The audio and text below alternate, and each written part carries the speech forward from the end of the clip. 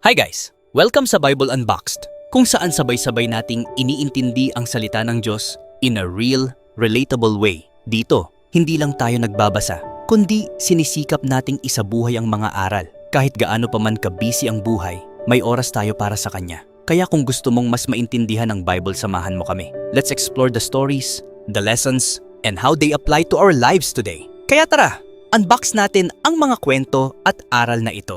Today, meron tayong interesting na topic na siguradong makakatulong sa ating spiritual journey. Ang tanong natin ngayon, pwede bang magtrabaho ang Christians pag Sunday? Alam natin na ang Sunday ay traditionally ang araw ng pagsamba sa simbahan. Pero, sa mundong ito kung saan ang schedules natin ay puno ng work, responsibilities, at mga appointments, marami sa atin ang nahihirapan magtakda ng time para magpahinga o magsimba. Kaya naman, ito ang isang topic na madalas itanong. Is it okay to work on Sundays as a Christian? Ang unang tanong na dapat nating itanong ay, ano bang sinabi ng Bible tungkol dito? Sa Exodus 20 verse 8 to 10, sinabi ni God, "Remember the Sabbath day, to keep it holy. 6 days you shall labor and do all your work. But the 7th day is a Sabbath to the Lord your God. On it you shall not do any work." Ito ang tinatawag na Sabbath, o ang araw ng pagpapahinga na itinalaga ng Diyos.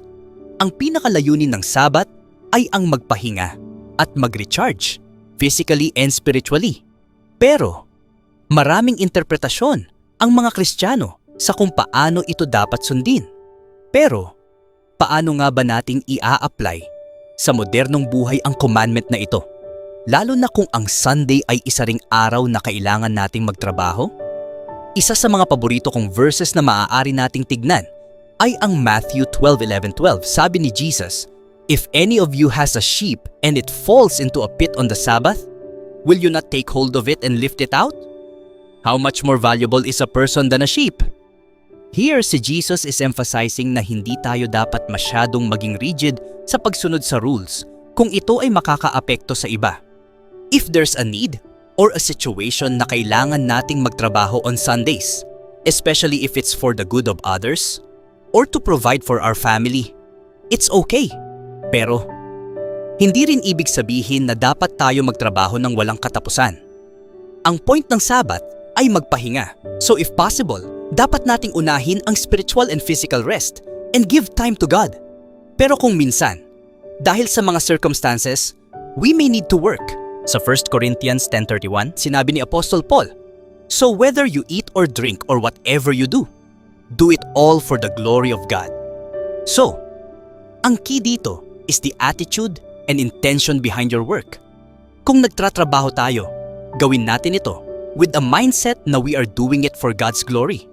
If our work is meant to serve others or provide for our loved ones, that is already honoring God.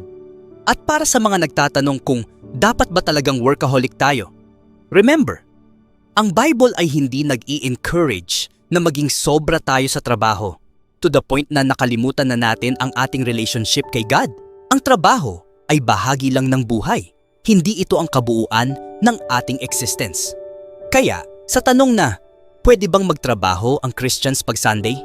Ang sagot ay, yes, pero it depends on your circumstances.